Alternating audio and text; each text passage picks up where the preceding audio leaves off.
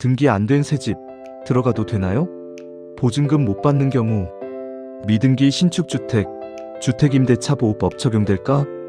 미등기 집도 법에 보호받습니다. 하지만 이 조건을 꼭 확인하세요. 안녕하세요.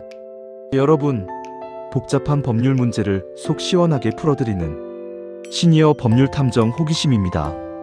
이 영상은 실제 사례를 재구성하여 이야기해 보려고 합니다. 얼마 전 제가 아는 지인 중에 저에게 상담한 사례를 이야기해 보겠습니다. 오늘은 본인이 아직 등기가 되어 있지 않는 빌라에 전세 계약을 했는데 뭔가 좀 찝찝하다며 저에게 하소연을 하면서 요즘 집 때문에 걱정이 많다라고 하더라고요. 건축은 이미 끝났고 시청에서 가사용 승인까지 받은 상태라는데 등기 안 된 새 집 들어가도 되나요? 보증금 못 받는 경우 미등기 신축주택 주택임대차 보호법 적용될까? 이런 경우에도 보증금을 떼이지 않고 안전하게 살 수 있을지 궁금하다고 하셨습니다.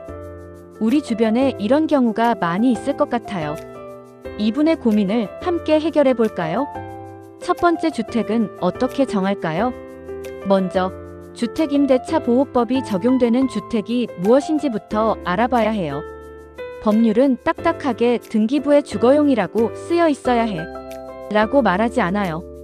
오히려 우리 사회의 상식적인 기준을 중요하게 생각합니다. 쉽게 말해 사람이 살기 충분한 구조를 갖추고 실제로 주거용으로 사용하고 있으면 그게 바로 주택입니다. 등기부에 공장이나 창고로 되어 있어도 내부를 주거용으로 바꿔서 살고 있다면 주택으로 인정받을 수 있다는 뜻이죠. 정말 합리적이지 않나요? 두 번째, 미등기 주택도 법의 보호를 받을 수 있나요? 이게 바로 오늘 질문의 핵심이죠. 등기가 안 된 건물, 즉 미등기 주택에도 주택임대차 보호법이 적용될까요? 네, 정답은 적용됩니다. 놀랍게도 대법원에서는 이미 아주 중요한 판결을 내렸어요. 주택임대차 보호법은 국민의 주거 생활을 안정시키기 위해 만들어진 법이니까 집이 허가를 받았는지 등기가 되어 있는지 아닌지는 크게 따지지 않는다는 거예요. 만약 우리가 살고 있는 건물이 실제로 사람들이 주거용으로 사용하고 있다면 비록 등기가 아직 안 되어 있거나 등기가 불가능한 상황이라도 특별한 문제가 없다면 주택임대차 보호법의 보호를 받을 수 있다고 판결했습니다. 예시를 하나 들어볼게요. 저의 의뢰인 중 갑돌씨라고 할게요. 갑돌씨는 새로 지어진 멋진 건물에 전세 계약을 하려고 해요. 아직 등기가 안 된 신축 빌라였죠. 집은 너무 마음에 들었지만 등기가 안 돼서 불안했어요. 갑돌씨는 이사 간 후 바로 전입신고를 하고 확정일자를 받았습니다. 몇 년 뒤 안타깝게도 집주인이 빚을 갚지 못해서 그 건물의 땅만 경매로 넘어가는 일이 발생했어요. 갑돌씨는 보증금을 떼일까봐 가슴이 철렁했습니다. 하지만 걱정 마세요. 대법원 판례에 따르면 갑돌씨처럼 전입신고와 확정일자를 갖춘 임차인은 미등기 주택의 땅이 경매로 넘어가도 그 땅의 매각대금에서 자신의 보증금을 먼저 돌려받을 수 있습니다. 바로 이것을 우선변제권이라고 해요. 대법원 2004-6133 판결에서 확인됩니다. 참고로 우선변제권 설명을 잠시 드릴게요. 경매될 때 어떻게 되나요? 미등기 주택이라도 대항 요건은 전입신고, 점유와 확정일자만 갖추면 우선변제권이 생깁니다. 집과 땅이 따로 경매되더라도 되지만 경매되어도 우선변제권 행사가 가능합니다. 미등기라고 해서 차별받는 건 아니고 오히려 법은 이를 막기 위해 특례를 둔 거죠. 세 번째, 하지만 주의할 점도 있습니다. 미등기 주택이 법이 보호를 받는다니 안심이 되시죠? 하지만 좋은 점만 있는 건 아니에요. 계약 전에 꼭 알아야 할 주의사항이 있습니다. 이제부터 집중하세요. 소유자 확인에 어려운 상황입니다. 등기가 안 되어 있으니 등기부등본을 볼 수가 없겠죠? 그래서 이 집이 정말 누구의 소유인지 확인할 수 없잖아요. 계약하는 사람이 진짜 집주인이 맞는지 알 수도 없죠. 철거할 계획이 있는지, 만약 허가 없이 지어진 무허가 건물이거나 법규를 위반한 건물이라면 나중에 행정명령으로 철거될 수도 있습니다. 그러면 어떻게 해야 할까요? 건축물 대장 등기부 현장 조사가 반드시 필요합니다. 위 서류는 시, 구, 군청에서 위 대장에 열람이 가능합니다. 그리고 보증금 반환에 어려움이 있을 것 같아요.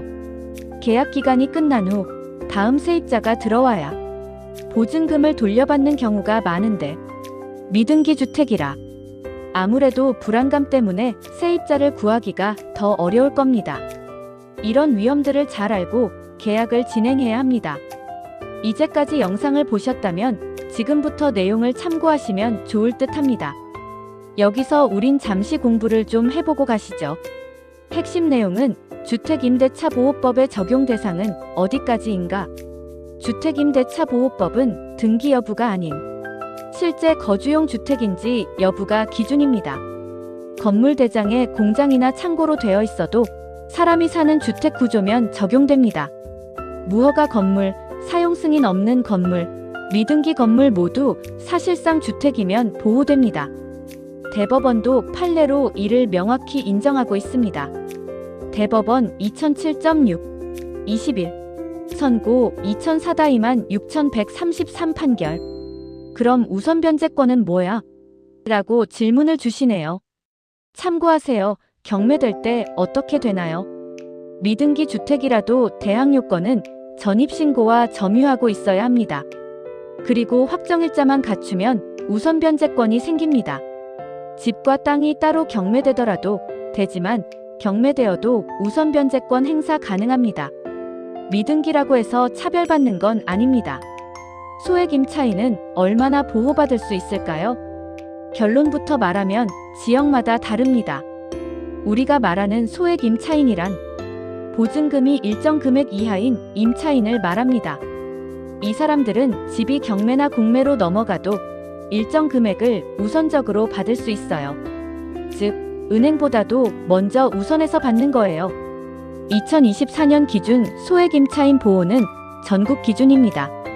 지역 기준으로 서울은 5천만 원 이하 1,700만 원까지 우선 변제이고 과밀억제권역 수도권 등은 4천만 원 이하 1,400만 원까지, 광역시 군 제외는 3천만 원 이하 1,200만 원까지, 기타 지역은 2천만 원 이하 700만 원까지입니다. 위 적용 기준은 3년마다 법무부 고시로 조정됩니다. 하나의 사례를 말씀드릴게요. 부산에 사는 김 씨는 전세 보증금 2,500만 원으로 전입신고와 실제 입주까지 마친 상태였습니다. 그런데 집이 경매로 넘어가자 김 씨는 걱정이 되었죠. 하지만 법에서는 부산광역시의 소액 임차인 보호 대상은 3천만 원 이하라고 되어 있어요. 김 씨는 우선 변제 대상이 되고 최대 1,200만 원까지 먼저 받을 수 있는 권리가 생깁니다. 그럼 다음 질문 드릴게요. 확정일자의 효력과 확정일자는 어디서 받나요? 전입신고만 하면 대항력은 생기지만 우선 변제권은 없습니다. 확정일자란 땡땡 이 날짜에 이 계약이 존재한다는 걸 법적으로 증명하는 도장 같은 것입니다. 확정일자를 받는 방법은 전입신고 후 주민센터에서 계약서 원본의 확정일자 스탬프를 찍어줍니다. 최근에는 정부24에서 온라인 확정일자 발급 가능합니다. 대법원 2004-6133 판결. 이제 마무리하겠습니다. 오늘 미등기 주택에 대한 궁금증이 좀 풀리셨나요? 신축이라서 깨끗하고 좋은 점이 많지만 아직 등기가 안 되어 있다면 법적인 보호를 받을 수 있는지 꼭 확인해야 합니다. 오늘 말씀드린 것처럼 전입신고와 확정일자는 미등기 주택 임차인에게도 매우 중요한 안전장치라는 점 잊지 마세요. 이제 결론을 말씀드리겠습니다. 오늘의 내용은 대법원 2004-6133을 참고하여 작성했습니다. 건축주가 아직 등기를 하지 않은 새 집에 살려고 합니다. 저도 주택임대차보호법의 보호를 받을 수 있나요? 네, 걱정하지 않으셔도 됩니다. 판례에 따르면 주택임대차보호법은 주택이 허가를 받았는지 등기가 되었는지에 관계없이 실제로 주거용으로 사용되는 건물이라면 모두 적용됩니다. 따라서 건축을 완공하고 가사용 승인을 받은 신축 주택이라면 임차인도 법의 보호를 받을 수 있습니다. 다만 미등기 주택은 소유자 확인이 어렵고 나중에 보증금을 돌려받는데 어려움이 있을 수 있으니 계약 전에 반드시 주의하셔야 합니다. 오늘 영상이 어떠셨는지요? 이상 시니어 법률 탐정 호기심 채널이었습니다. 이 영상이 도움이 되셨다면 좋아요와 구독, 그리고 알림 설정 잊지 마세요. 다음에도 더 좋고 유익한 법률 정보로 돌아올게요. 그리고 궁금한 점 있으시면 댓글로 남겨주시면 열심히 찾아보고 답변 드리겠습니다. 그리고 꼭 잊지 마세요. 사례에 대한 답변은 법령이나 판례 등의 변경으로 내용이 바뀔 수 있으므로 구체적인 사안에 대해서는 반드시 대한법률구조공단 국번 없이 132번으로 다시 확인하시기 바랍니다. 감사합니다.